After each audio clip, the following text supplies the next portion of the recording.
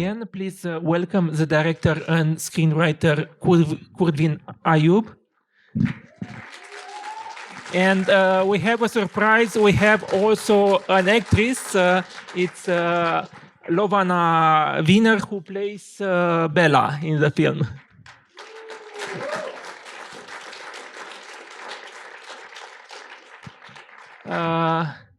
Please don't forget to vote on your way out, to vote for the film.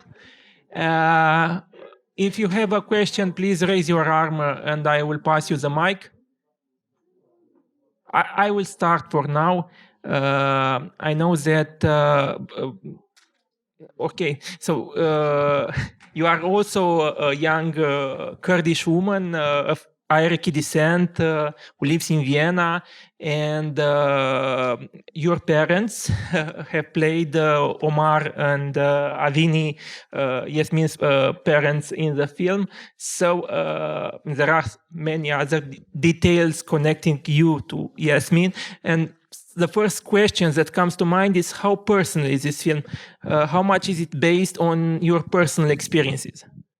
So I have to tell you, it's actually a very fictional story. Actually, I wanted to cast other persons.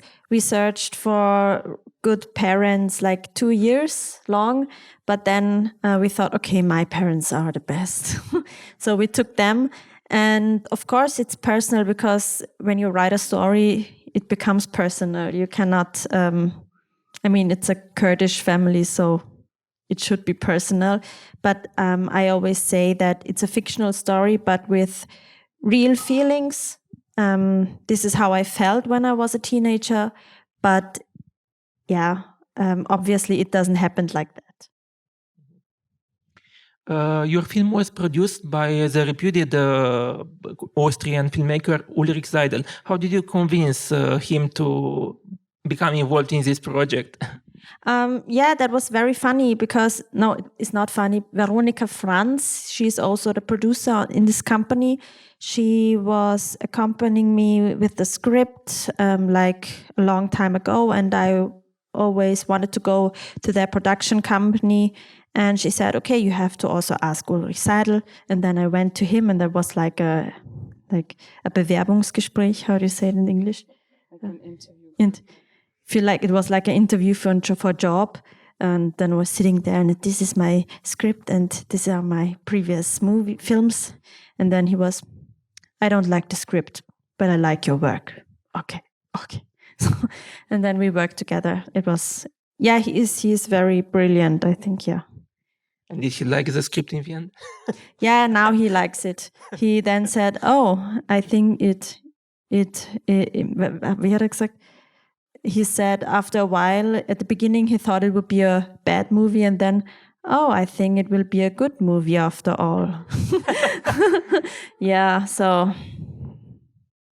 Law Wallner, how hard was it for you to play Blair? You told me you were born in Vienna, then you were raised in Split, and then you are now living still in Vienna. How hard was it for you to play this character? It wasn't hard. It was interesting, I guess. Acting is never hard for me. It's like more fun, I guess. It's also fun to work with Kurdwin. She's young, she's cool. You know, it's different. It's different than working on TV, where you have like old men trying to make cool young movies. It's different. It's a different workflow. It was also nice to work with Nati and Yasmin in the movie, Melina and Maya in real life. We became really good friends during the shooting. Well, now we don't see each other as much, but we used to. So it was fairly easy, I guess. I feel like as a person from Croatia in Vienna, you also know what it feels like for people to try and use those words from your culture. And it feels like people are taking something away from you. And I feel like with people from Asia, it's even worse, you know? So. Mm-hmm. Any questions from the audience? So you shoot the film during the pandemic, right? Yes, it was. I think it was our luck because we shot the movie in March 2020 when the pandemic came. Like the first days, day number 10, we had to closed productions because everybody thought we are going to die.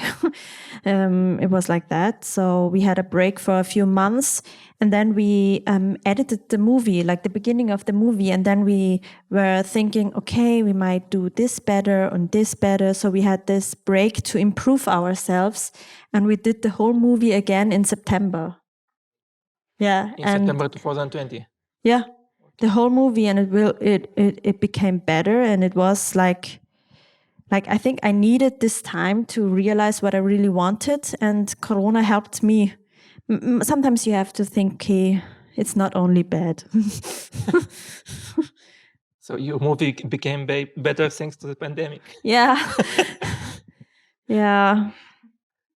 When did you come up with this idea of using clips made with a mobile phone or social media clips and chat rooms to include them as a narrative tool in the film? I think it's a very easy answer because I didn't study film. I studied art and performance arts. So I always worked with social media and iPhone filming and stuff like that because I'm very interested in how you present yourself in the social media world. So I wanted to do a movie like that, and I wanted to do a movie about youngsters and teenagers, and you cannot do a movie with teenagers without this part, because this is so important. This is a part of it, of the life. And the funny story about the iPhone chats in Big, I lost a camera person in the first part before Corona, and then I had another camera person. And then he was like, yes, you can do it like that. And he was very, he thought himself he was the best cameraman of the world. And I was thinking, okay, we are going to shoot this movie in 3 weeks. I let him speak. I am going through it. And then he had the idea actually about the big formats chats. Mm-hmm. And then he was an asshole. And then I kicked him. But I kept the idea. And yeah, I'm honest. It's okay. I have a question. Okay. Can wait. Hello. We are also from Vienna. I want to know what's going on at the end of the film. What happened to Yasmin at the end of the film? It's so interested for me, so I'm so curious about what happened to her. She threw up a lot because she was very drunk, and I think she was like, when you're sick and you drank too much, you want to feel the air in your face and be like healthy soon again. So I think that was some kind of a dirty poetic sense in that.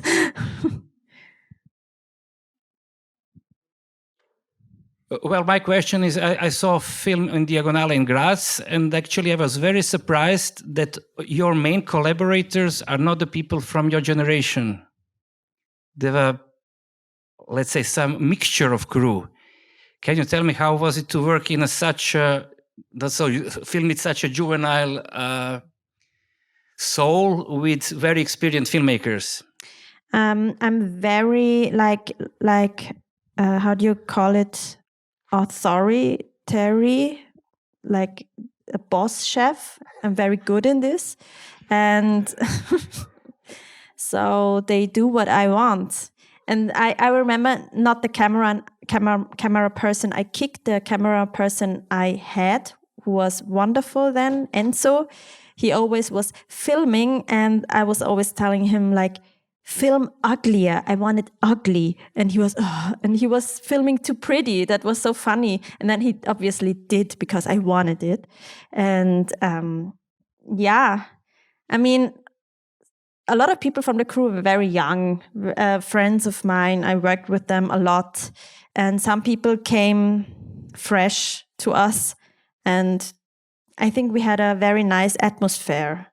Like, we had many shooting days, but short days, then I remember the last day we were just watching TV together because we already filmed everything, and Ulrich Seidel was in the bureau and was like, yeah, do stuff, and we were like, yeah, we are doing it. And Family Guy watching. Yeah, it was really nice. You depict a very interesting image of a traditional Kurdish, semi-traditional maybe, Kurdish family, in which the daughter has to follow traditions. She prays, she wears hijab, while all they ask from the boy is not to get arrested.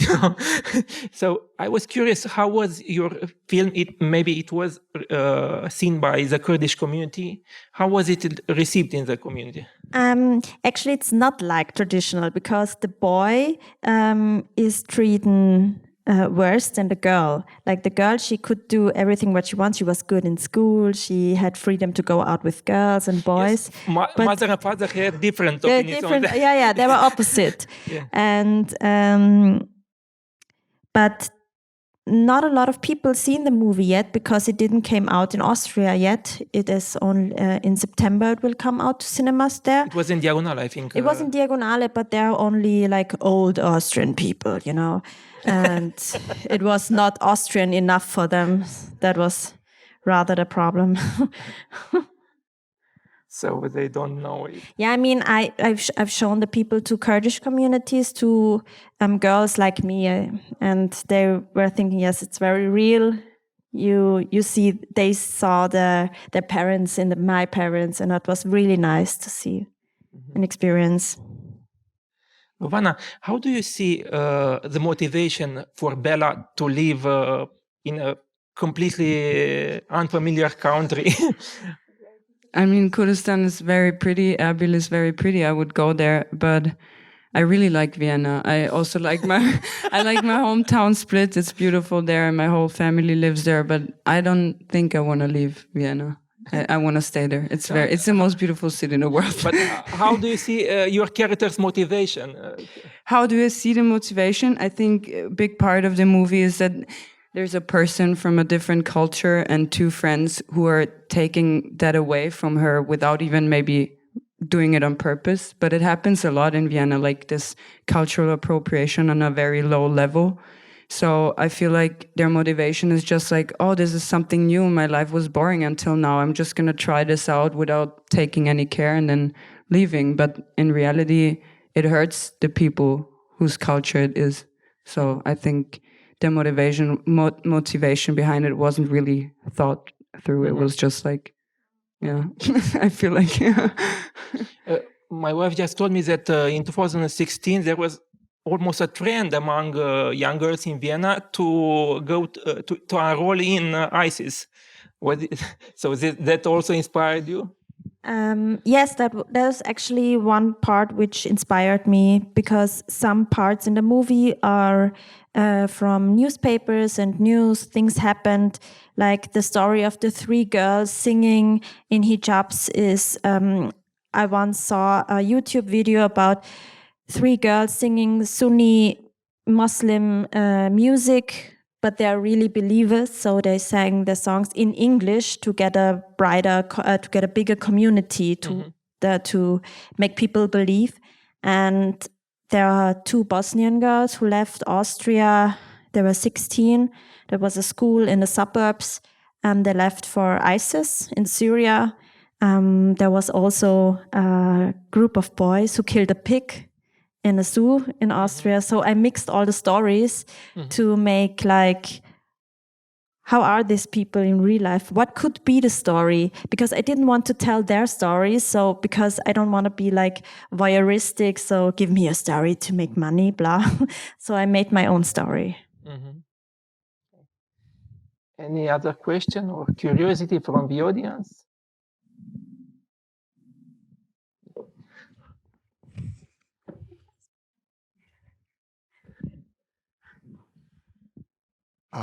So it's not really clarified what happened to Karim. And the last scene we saw about him was where he fought another boy. So I wanted to know what happened to Karim, and yeah. I guess the whole movie is about not seeing what happens to people, leaving the people in the audience with questions behind. So that was the purpose of the movie, to leave them, that the audience maybe catch themselves in thinking in stereotypes. Maybe that was the concept. Like, what will happen to Karim? Is he going to be a prisoner, or is he going to ISIS? I don't know. But maybe he is also just a normal teenage boy who is just having a strange face, and this is a normal family which has some problems but is still intact, like stable.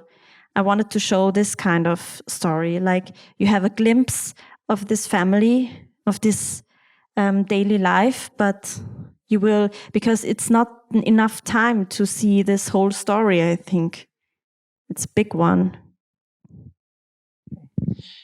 We have to close this Q&A session because there is another screening, but thank you very much, Kurdwin and Law Wallner, for being here.